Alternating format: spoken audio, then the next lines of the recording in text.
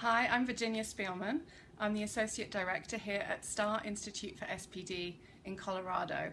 And it's summer. It's summer here. A lot of the kids are on summer vacation. And we've had quite a few questions from people asking us what on earth they should be doing. How are they going to get through the summer with their sensory kiddos?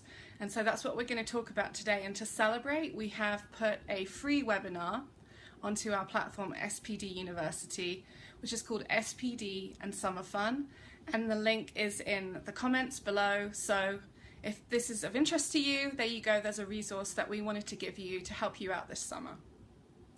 I'm just going to talk now about some practical ideas and tips that really can be used for any child. Obviously, you know your child, you need to exercise caution in all of these. Simple things like if you're playing outside, wear sunscreen, all of those things. So bear that in mind as you hear what I'm about to say. Before we really get into sensory specific strategies, it's important to remember that during the summer, especially when time is less structured, we have to be really deliberate about our kids' basic needs. And so we're thinking about Maslow's hierarchy of needs and really going to the base of that pyramid and thinking about our children still need enough sleep. And generally that means we need to stick to a very similar bedtime, sleep routine, number of hours of sleep to what we would do during school time, during term time. And so making sure that bedtime doesn't change too much is a really simple, sometimes it feels a bit effortful, trick that we can use to keep summer ticking along and prevent as many meltdowns as possible. It's really easy when we're visiting family and so on just to stay up a couple of hours late here and there, but that adds up for our children. And especially for children who do have perhaps some sensory challenges, who do have some other attention difficulties, regulation difficulties, and so on. So making sure we meet their sleep needs as a priority and agreeing that with all the caregivers in the house beforehand. I definitely think having conversations with the people who you share the care of your children with is really helpful so that you have agreements. What goes alongside with that is making sure that our kids are drinking enough water. And I mean water, not juice, not soda. And so having the water bottle to hand wherever possible. If drinking water is a tricky thing, you can get some really cool cups now where there's some spinning that happens inside the cup as the water is drunk, whatever you need to do so that they're drinking enough water and they're eating the appropriate amount of nutritious food. So they still need breakfast. And they still need those structured meal times. Family meal times are still important. Sitting down to eat is still important so that our food is able to digest well, and so on. So the basic needs, first of all, having those conversations as parents and caregivers and saying these things are still important and we need to still make sure that they're happening in the same way as they do during school when school's in. Snack times and so on, monitoring all of that. And then with meal times, we often go out in the summer. We go out for meals with family, with friends. We go to restaurants. We can be deliberate about that with our children. We can ask for a table next to the wall for our sensory over-responsive child to minimize what's going on around them. We can order the child's food in advance before we get to the restaurant to avoid wait times if necessary. If our child's visually over-responsive, we can ask for the food to be brought with a napkin over the top of it to the table, and so on. Having water in a cup with a lid to avoid spillages, managing what's on the table so there isn't too much, making sure our child is seated supportively even in these situations. So what's going to help keep their body organized so they can be concentrating on the food and the social interaction rather than having to spend a lot of energy and resources on that posture, that sitting upright and organizing their body. And so remembering those things that they're still around even when we're in a restaurant. Really simple tips that can be really helpful. Other things that we can do for our children in the more unstructured summertime is give them some structure with visual schedules. And so if you know you're going on a trip, you write out the stages of the trip, you give photos, you give a visual schedule, or on day-to-day basis, what can you have around the house to help your children know what to expect and to organize themselves and to give them a sense of routine and predictability. Because many of our children who have a hard time controlling their bodies and feel bombarded by the world around them have a hard time when there's even less control. Their behaviors can become rigid, they can become inflexible and controlling themselves as they try to deal with the out of control world around them. So we see the behavior and we say, you know, what's going on here? What's being communicated? Maybe we need to provide a bit more structure. And there are lots of ways we can do this. With younger children, we can use visual schedules. So sometimes we might decide that for our child this works really well. This is the morning plan. And then we would put pictures along in the order that they're going to happen. This is every single morning what we're going to go through, and it's predictable all the way through the summer.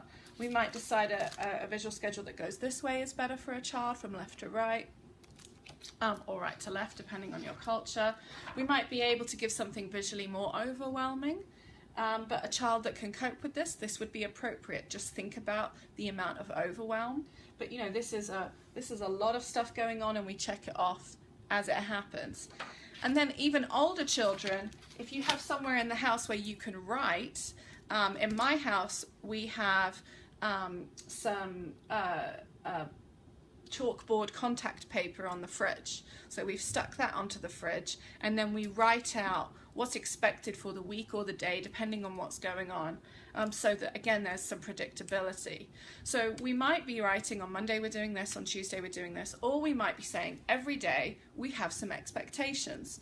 So every day we do breakfast, and we might say we want to do exercise.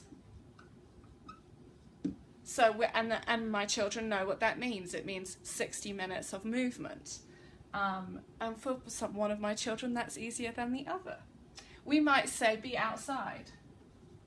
These are the sort of things I write for my older elementary and middle school children. They can do both of those together, but they check them off in the colour as they do them. Another thing I often say is create something. And you can guess what that says on the rest of it. Or we might say, this is what's happening in this order on these days or over the week. But this is an example of how I do this at home with my kiddos. I also don't increase their access to electronic time over the summer, and I think that's really important to remember, that for our children to sleep well, for them to have a good routine, they need to be moving their bodies, and they need to be outside in the sun, protected, so that they get the right neurotransmitters pumping through their brains during the day, so that they're then producing the right chemicals for sleep at night and rest, and then we're avoiding much more meltdowns. We know that it's okay to have unstructured time, but we want them to be able to self-direct, our children, and unstructured time on an electronic device is not self-directed. It's somewhat of an anesthetizing effect, and it doesn't produce very well organized children afterwards, and we see that when they have such a hard time coming off, or in the hour after being on electronics, they're very reactive, and they're a very different child to the version of that child who's been playing outside, making mud soup or something like that. So thinking about all of these things, creating something, playing outside. What about our children who have a really hard time with ideas? Well, we set up invitations to play for them in the garden, in the house, and so on. And so we might set up what we call affordances. So over here there's an invitation to build mud castles, or over here there's an invitation to go cycling, and over here there's a paddling pool, there's a splash pool, there's water play. And so we're supervising their free play, we're letting them be self-directed and safe, but we're setting up invitations for play around. And we're also making sure that we're connecting with our children. So they're looking after themselves a little bit. They're following the structure that we've set. They've had their basic needs met, but then also at least 20 minutes a day, we're engaging in smart play with them. And that is sensory, motor, attuned, relationship-rich time. And what that means is that they're really getting to have some rich sensory experiences, some movement experiences, swinging, splashing, running, scooting, rolling down hills together. But we're with them, we're following their ideas, we're following their lead, we're watching them, waiting with them and wondering what their next great idea is. And it's relationship rich, connected time. It's non-judgmental, it's supportive. It's where we show them that we think they have the best ideas in the world and that moving their body can be really fun. And those are some simple, pretty rich tips that I'm hoping will help you guys out over the summer. And also, of course, go to the webinar. I think it's got a lot more information for you that you'll really enjoy. And most of all, be safe and have fun.